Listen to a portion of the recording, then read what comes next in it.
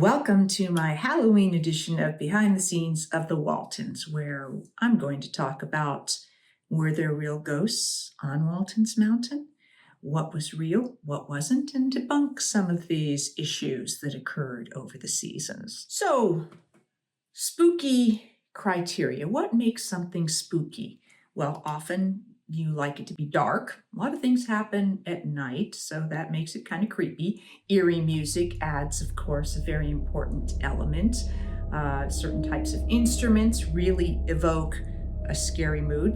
I remember sitting in a big surround sound theater the first time I saw Jaws, and that dum dum dum dum dum dum going around me in the theater was enough to set the mood for me. So setting the mood makes a big difference.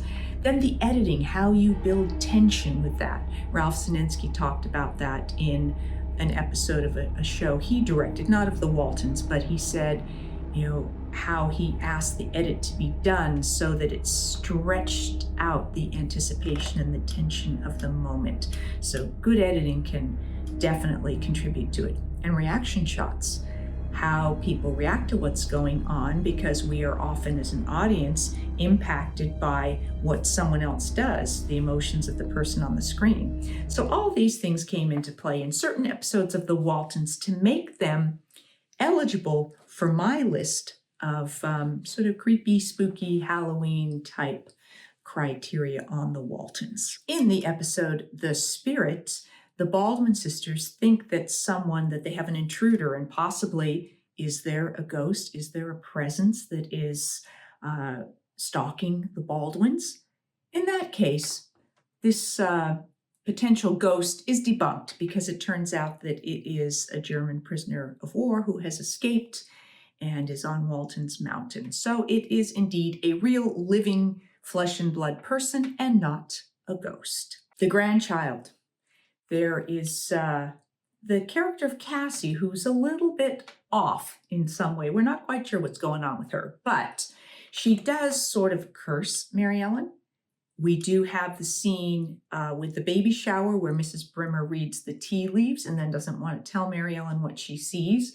So a real kind of creepy, anticipatory set of circumstances sets the stage for then this evening when Mary Ellen goes out running in the storm because she's gone to see Cassie, and Cassie has kind of cursed her, and Mary Ellen is now completely freaked out. So where did this come from? Not necessarily a spirit or a ghost, but definitely high on my creep factor. So I don't know how you felt about it, but I thought it was pretty creepy.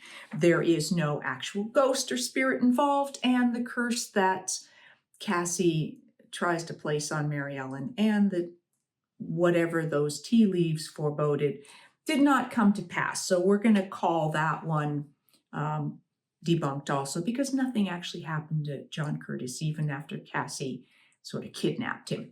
All's well that ends well in this episode. The Night Walker. Again, something creepy is happening around the Waltons at night.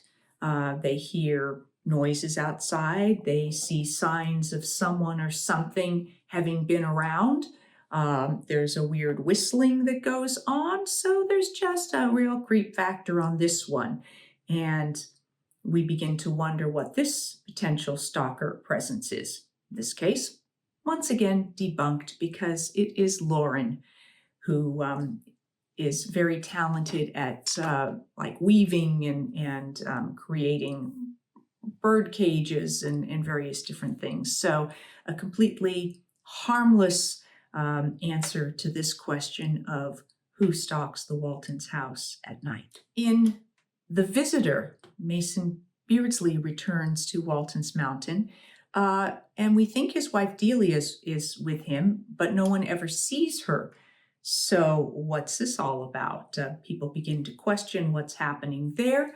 What has happened to Delia? Mason is continually talking to her. Is he talking to the real Delia? Is he talking to a ghost? In this case, it is, I don't think you'd call it the ghost of Delia, but Delia has passed away, but her presence is still really there for Mason. So this one kind of sits on the fence for me because there is a sort of otherworldly presence for me in this episode. And I don't know how many of you can say that you have felt the presence of a loved one who has passed away. Any of you experienced that? Do you feel that their presence is still very real for you in some way? And what does this say about that otherworldly, unexplained phenomenon that we can sometimes experience? The Ferris Wheel. Elizabeth is having nightmares. She's remembering something, or is it a dream? Is it a nightmare? The whole family is concerned. She's sleepwalking. What is guiding her activities? Is she being guided by some sort of evil spirit? Something creeping into her dreams? We don't know. Is she going to get hurt? Is something actually going to happen to her because of this? She ends up on a Ferris wheel in the middle of the night. But what ultimately happens is that she's able to reconstruct the content of this nightmare to bring forth the reality of what she did see, which was having witnessed the killer at the Ferris wheel. And I don't know that she saw the actual murder. I don't think she did, but she saw who it was and what went on, and has blocked that because she was young and it was more than she could handle at the time. So we as adults have now watched this episode, and hopefully we have been able to handle this progression of circumstances for Elizabeth to then ultimately reveal that a long, cold case has been solved. Each of those earlier episodes I mentioned kind of debunk the was there a ghost or a spirit involved. Some others I think are a little more questionable. In the Changeling, this poltergeist that seems to inhabit Elizabeth, or that she has called forth, that is causing things to move around the house, and that creepy Raggedy Ann doll that keeps moving around and looks very creepy. There's a lot of menacing aspects to this. And so, what brings about this kind of activity, this ability for things to move and somebody's energy to bring this about? I don't know that I have a particular explanation for it, but there was something definitely happening. People saw things move, things did change around. How it was generated, can we totally debunk this one as having no ghost or spirit aspect to it? Not for me. The family came up with some explanation that sort of worked for them, but it did not eliminate the presence of some sort of other entity. So that one's in my not fully debunked category. The ghost story. The Walton children play with a Ouija spirit board, and they are trying to speak to the spirits. And it spells out Luke, who is a young boy who is staying with them temporarily before he gets on a train to go someplace.